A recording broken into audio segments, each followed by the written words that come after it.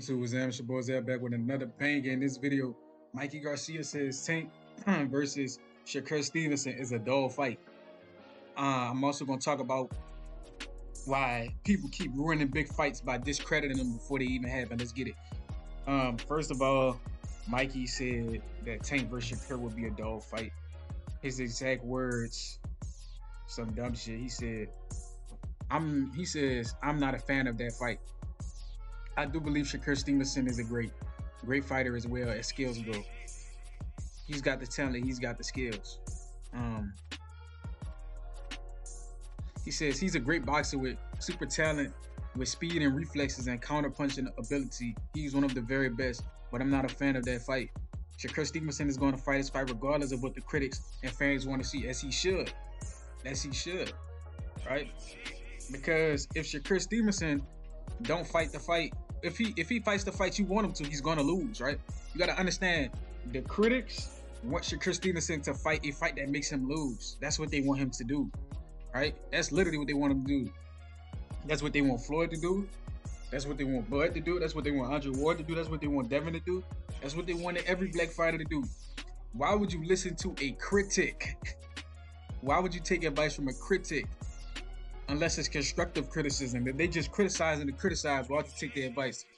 That's like somebody with a Wazam biggest hater poster and then trying to give me advice. I'm not listening to you. You gonna lead me astray. And Shakur, he's doing good. Keep winning. Fuck what they talking about. They gonna hate you. They gonna hate on you when you winning and when you losing. They gonna hate you worse when you losing. So why would you listen to them and fuck around and lose? Keep winning, right? They say the fan, he don't care about what the fans want to see. He don't care about what the haters want to see. Shakur fans want to see Shakur win, and that's the misconception. The fans who criticize him for fighting how you fight, that's not fans, bro.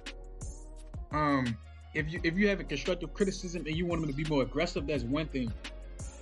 But most of the people that's criticizing Shakur, they don't like him anyways. You feel me?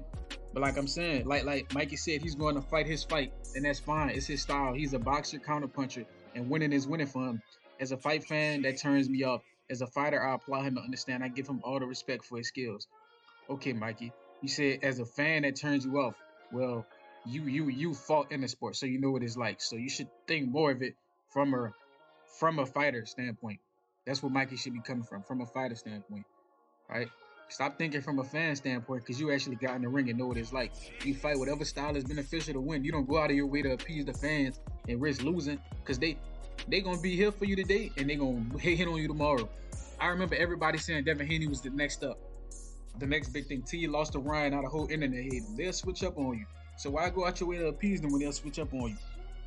And like I'm saying, do I agree with them that it'll probably be low intensity? Probably for a little while, right? Because Tank has a low output. Tank don't throw a lot of punches, and Shakur rarely gets hit. So it's gonna be a lot of looking in the first couple rounds. But at some point, I think Tank will go down, right? Shakur is good for building large leads. Shakur builds large leads easily, and I think that's when the fight gonna get intense, right? The last time we saw Tank have to up the intensity was versus Mario Barrios, when he was losing, right? He was losing versus Mario Barrios. He had to walk Mario Barrios down. He was losing against Frank Martin. He had to walk Frank Martin down. So Tank Davis, he has a low output, but he has a high KO ratio, meaning he knows something. He knows how to wear his opponents down. But the thing is, if he depended on Shakur Stevenson to get worn out, that's not going to happen. Shakur Stevenson will get tired. That's one thing he don't do. He don't get tired. So Tank Davis can't depend on him to get tired. Tank Davis going to have to seek and destroy.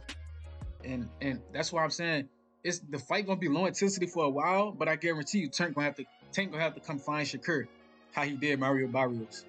And so all this BS, these dudes, either they purposely misleading the public or they don't know what they're talking about. Because we know Tank Davis, if he gets behind, he's going to come and try to seek and destroy. So this is not going to be dull for too long. For the first couple rounds, it might be low intensity. They might be filling each other out. Shakur might be winning rounds, jabbing his head off. Circling him to his weak hand, right? But then Tank Davis gonna turn that intensity up, start throwing gazelle hooks, right? Start trying to land that overhand, start trying to hit Shakur. And we know Shakur don't get hit by a lot of punches, so it's gonna be interesting how Tank close the distance. Is he gonna cut the ring off? Is he gonna trap Shakur? Is he gonna make Shakur fight on the inside? What is he gonna do, right? And I'm gonna get on Mikey ass, because Mikey, he don't have room to talk. about dog fights, right? The last time I remember hearing Mikey name was when he was in a one-sided dog fight, a one-sided ass whooping versus Errol Spence. That's the last time I heard Mikey Garcia's name. When Errol Spence beat him from pillar to post, and he was just standing there blocking punches with his shoulders and his head and his chest. That's the last time I remember Mikey Garcia, right?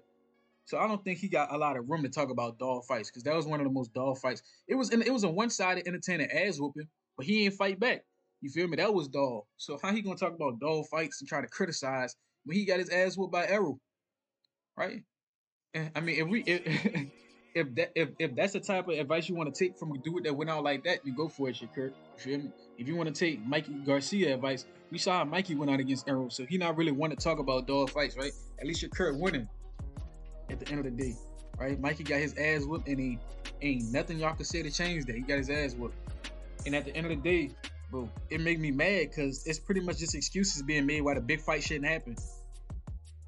These some of the similar excuses to why Wilder versus Joshua didn't happen, why Fury versus Joshua didn't happen, because excuses like this kept getting made. And we know that Tank fanboys, y'all gonna run with any narrative that Mexican or white or any other group spew. Any other groups say something, a narrative, especially when it's revolving around Tank and it benefits him, y'all gonna run with it. If y'all say Shakur not a good fight, if y'all say Shakur hasn't accomplished nothing, y'all say Shakur don't bring nothing to the table, y'all gonna say anything to make it seem like good for Tank Davis to duck somebody. All right, they say everything except let's fight. Let me know what y'all think. Like, comment, subscribe, and share this. Till next time.